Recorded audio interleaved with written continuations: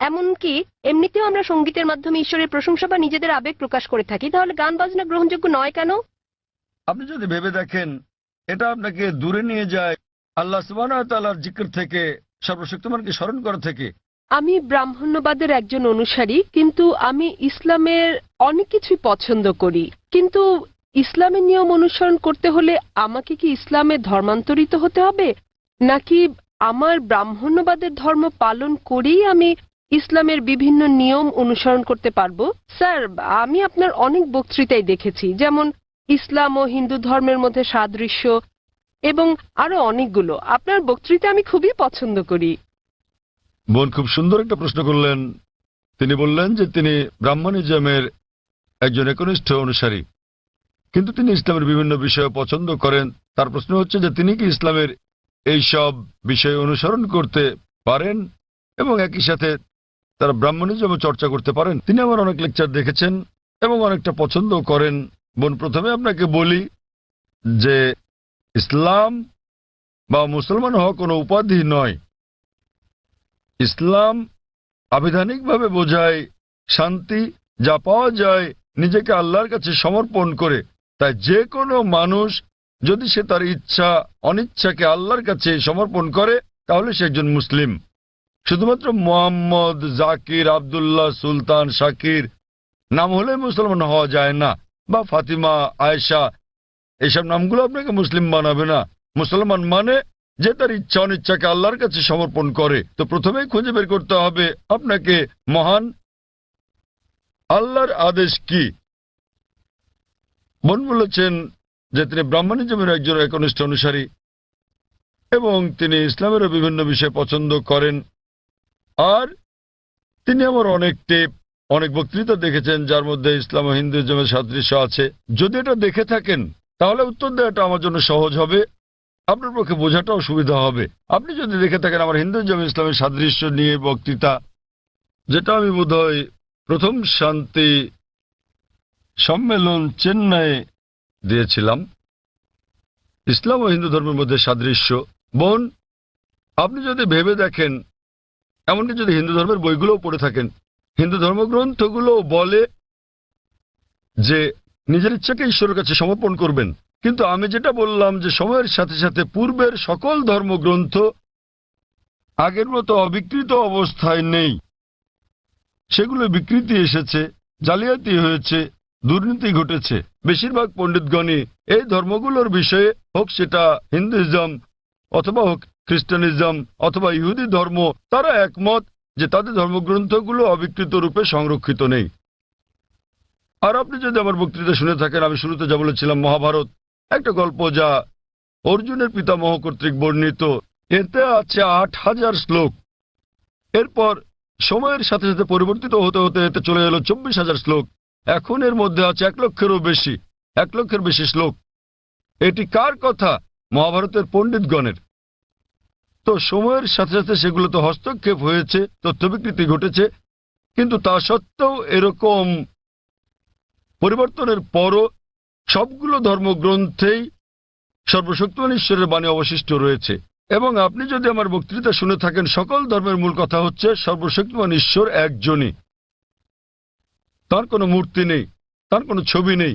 সবগুলো ধর্মই বলে থাকে ঈশ্বর একজনই। আপনি হয়তো শুনেছেন আমার লেকচারে আমি বলেছিলাম বিভিন্ন জায়গায়, যেমন ছান্দোক্য উপনিষদে অধ্যায় নম্বর ৬ অনুচ্ছেদ নম্বর ২ শ্লোক ১, মহান ঈশ্বর এক, অদ্বিতীয়। এবং শ্বেতাশ্বতর উপনিষদ অধ্যায় নম্বর ৪ শ্লোক নম্বর ১৯ এবং যজুর্বেদ অধ্যায় ৩২ শ্লোক ৩ বলা আছে, মহান ঈশ্বরের কোনো প্রতিমা নেই, তার কোনো ছবি নেই। প্রতিমা মানে হচ্ছে মূর্তি, ফটোগ্রাফ, রেখাচিত্র, ছবি, ভাস্কর্য, মূর্তি, পুতুল। তাই ঈশ্বরের কোনো প্রতিমূর্তি নেই, কোনো ফটোগ্রাফ নেই, কোনো রেখাচিত্র নেই, কোনো ছবি নেই, কোনো ভাস্কর্য নেই, কোনো মূর্তি নেই, কোনো পুতুল নেই। তাই সকল ধর্মগ্রন্থই জোর দেয় সর্বশক্তিমান ঈশ্বরের একত্বের উপর। আর হিন্দু ধর্মের ব্রহ্মসূত্রটি হচ্ছে एकम ब्रह्म द्योतय नास्ते नैना नास्ते किंचन। भगवान एक ही है, दूसरा नहीं है, नहीं है, नहीं है, जरा भी नहीं है। ঈশ্বর একজনই, দ্বিতীয় কেউ নেই, কেউ নেই, কেউ নেই, কোথাও কেউ নেই।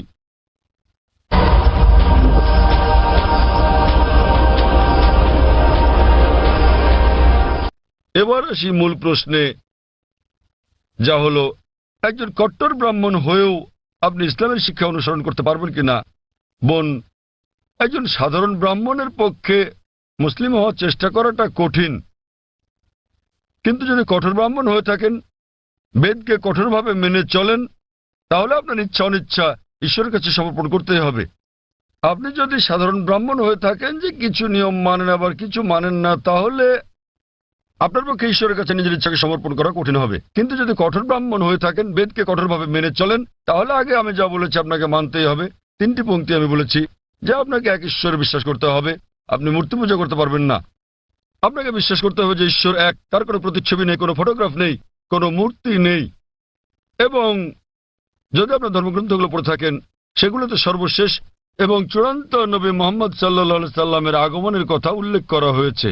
আর আপনি যদি আমার বক্তৃতা ইসলাম ও হিন্দু ধর্মের মধ্যে সাদৃশ্য আর হিন্দু ধর্মে মোহাম্মদ সাল্লাল্লাহু সাল্লাম এই দুটো দেখে থাকেন, আমি বিস্তারিত আলোচনা করেছি যে নবী মোহাম্মদ সাল্লাল্লাহু সাল্লামের কথা আপনাদের ধর্মগ্রন্থে আছে। তাই যদি আপনি খারাপ ব্রাহ্মণ হয়ে থাকেন, তাহলে আপনার এটা বিশ্বাস না করার কোনো সুযোগ নেই যে ঈশ্বর এক, তার কোনো চিত্র নেই, কোনো মূর্তি নেই।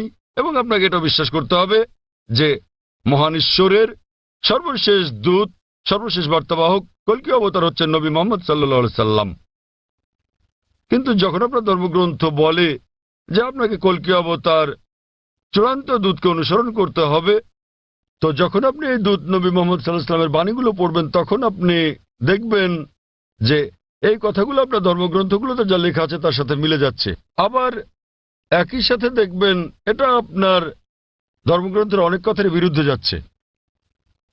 তো এখন আমরা মনে করি যে কোরআন সর্বশক্তিমান আল্লাহর শেষ ও চূড়ান্ত নির্দেশনা, যা নাজিল করা হয়েছিল সর্বশেষ ও চূড়ান্ত নবী মোহাম্মদ সাল্লাল্লাহু আলাইহি সাল্লামের উপরে। এই কোরআন হলো ফোরকান, এটা হলো ন্যায় এবং অন্যায়ের পার্থক্যকারী। তাই কোরআনের সাথে যা যা মিলে যায়, সেটা যদি বাইবেলে উল্লেখ থাকে অথবা থাকে বেদে অথবা মহাভারতে অথবা রামায়ণে, নিশ্চিতভাবে আপনি ধরে নিতে পারেন যে তা হয়েছে সর্বশক্তিমান ঈশ্বরের ইচ্ছা ও আদেশ অনুসারেই। যদি সেটা বিরুদ্ধে যায়, আপনাকে মানতে হবে যে এটা হচ্ছে সর্বশক্তিমান ঈশ্বরের ইচ্ছা ও আদেশের বিপরীত। তাই আপনি যদি একনিষ্ঠ ব্রাহ্মণ হন, ব্রাহ্মণিজম চর্চা করে থাকেন, আপনাকে এক ঈশ্বরে বিশ্বাস করতে হবে, মূর্তি পূজার বিরোধিতা করতে হবে। আর আপনি যদি আমার সেই বক্তৃতা ইসলাম ও হিন্দু ধর্মের সাদৃশ্য শুনে থাকেন, সেখানে যা বলা হয়েছে, আপনি যদি কমপক্ষে ইনশাআল্লাহ এগুলো আপনাকে জান্নাতে নেওয়ার জন্য যথেষ্ট হবে ইনশাআল্লাহ। তাই আপনি যদি আমার বক্তৃতা ইসলাম ও হিন্দু ধর্মের মধ্যে সাদৃশ্য শুনে থাকেন, সর্বশক্তিমান ঈশ্বরের একত্ববাদ সম্বন্ধে, নবী মোহাম্মদ সাল্লাল্লাহু আলাইহি সাল্লাম সম্বন্ধে, কিভাবে সালাত আদায় করা যায়, মদ খাওয়া যাবে না, শুকরের মাংস খাওয়া যাবে না, যা কোরআনের সাথে সাথে আপনাদের ধর্মগ্রন্থ বলা আছে, আপনাদের বেদে শালীনতার বিষয়ে বলা আছে যে মহিলাদের নিজেদের আবৃত রাখা উচিত, যা কোরআনেও বলা আছে। তাই আমার সেই বক্তৃতায় যা যা আমি বলেছি, আরো অনেক বিষয় আছে, কিন্তু আপনি যদি শুধু এই বিষয়গুলো ভালোভাবে অনুসরণ করেন বোন, ইনশাল্লাহ ইনশাল্লাহ এগুলো আপনাকে এই পরীক্ষায় পাশ করিয়ে দেওয়ার জন্য যথেষ্ট। আপনি চাইলে আরো অনেক কিছু অনুসরণ করতে পারেন, কিন্তু কমপক্ষে এই বিষয়গুলো, এই প্রধান বিষয়গুলো যা আমি উল্লেখ করেছি, কিন্তু আপনার ধর্মগ্রন্থে যা বিতর্কিত, আপনার তা অনুসরণ করা উচিত নয়। কারণ আপনাদের পণ্ডিতগণই বলেন যে এটা সময়ের আবর্তনে পরিবর্তিত হয়ে গেছে। আমাদের বুঝতে হবে যে এই বিষয়গুলো হচ্ছে তথ্য বিকৃতি, হস্তক্ষেপিত, সত্যের অতিরঞ্জন। তাই মিলগুলো শুধু অনুসরণ করেন, ইনশাল্লাহ ইনশাল্লাহ আপনি একজন ভালো ব্রাহ্মণ হতে পারবেন। আপনি নিজ ধর্মগ্রন্থের অনুশাসন মেনে চলেন, যা ফুরকান এবং কোরআনের সাথে মিলে যায়, এবং ইনশাল্লাহ একজন নিয়মনিষ্ঠ মুসলমানও হতে পারেন। তো আশা করি ইনশাল্লাহ যে সর্বশক্তিমান আল্লাহ আপনাকে হৃদায়ত দান করুন। বোন, আপনি কি বিশ্বাস করেন ইসলাম ও হিন্দু ধর্মের সাদৃশ্য নিয়ে আমি আলোচনায় যে কথাগুলো বলেছিলাম? হ্যাঁ স্যার, পুরোপুরি। বোন, আমার লেকচারের কথাগুলোর সঙ্গে আপনি একমত? জি স্যার। আপনি কি নিয়মগুলো মানতে রাজি আছেন? হ্যাঁ হ্যাঁ, রাজি আছি। তাহলে আপনি যেহেতু এগুলো মানতে রাজি আছেন, আমি যা বলেছি, সুতরাং আপনি প্রকৃতই নিজের ইচ্ছা অনিচ্ছাকে আল্লাহর কাছে সমর্পণ করলেন। আরবিতে আপনি বলতে পারেন মুসলমান, বাংলায় বলতে পারেন আল্লাহর কাছে নিজের ইচ্ছাকে সমর্পণকারী। তো যদি একমত হন যে ধর্মগ্রন্থগুলোতে বলা আছে এক ঈশ্বরের উপাসনা করতে হবে, তিনি ছাড়া আর উপাস্য নেই, মূর্তি পূজা করা অন্যায়, আপনি যদি সর্বশেষ ও চূড়ান্ত নবী কল্কি অবতার মুহাম্মদ সাল্লাল্লাহু আলাইহি সাল্লাম এবং তার শিক্ষার উপর বিশ্বাস রাখেন, তাহলে আমার মতে, আমি যদি আরবিতে বলি, আমাকে বলতে হবে যে আপনি ইসলাম ধর্ম পালন করছেন এবং আপনি একজন মুসলিম। বোন, আপনি কি একমত আছেন? জি স্যার, একমত। তাহলে আপনি কি জনসমক্ষে বলতে পারবেন যে আরবি নিয়মে আপনি একজন মুসলিম? বোন, আপনি কি আরবি নিয়মে ঘোষণা দিতে পারবেন এটা? যেহেতু আপনি মেনে নিয়েছেন একজন ঈশ্বর এবং নবী মোহাম্মদ সাল্লাল্লাহু আলাইহি সাল্লাম সর্বশেষ চূড়ান্ত নবী, তো আপনি কি ঘোষণা দিতে পারবেন যে আপনি একজন মুসলিম? আমি বলছি না যে আমি একজন মুসলিম, যদিও আপনি যা বলেছেন আমি তার সাথে একমত। এখন আপনি যদি মেনে নেন যে ঈশ্বর একজন এবং তার হ্যাঁ। কোনো মূর্তি বা ছবি নেই এবং একমাত্র তারই উপাসনা করতে হবে, আর আপনি যদি মেনে নেন যে নবী মোহাম্মদ সাল্লাল্লাহু আলাইহি সাল্লাম আল্লাহ প্রেরিত দূত, এই দুটোই যথেষ্ট আপনাকে ইসলাম ধর্মের জগতে নিয়ে আসার জন্য, আপনি পাস করেছেন।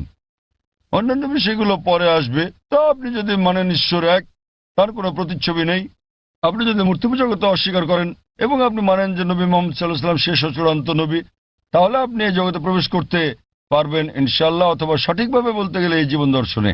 এবং ইনশাআল্লাহ এভাবে চর্চা চালিয়ে গেলে আপনি কি এই জীবনধারায় আসতে চান বোন? ঈশ্বর চাইলে। হ্যাঁ, এই তো ইনশাআল্লাহ, মাশাআল্লাহ।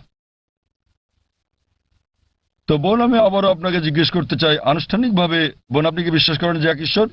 হ্যাঁ, করি। বিশ্বাস করেন যে সর্বশক্তিমান ঈশ্বর ছাড়া আর কারো উপাসনা করা উচিত নয়? হ্যাঁ হ্যাঁ। আপনি কি একমত যে মূর্তি পূজা ঠিক নয়?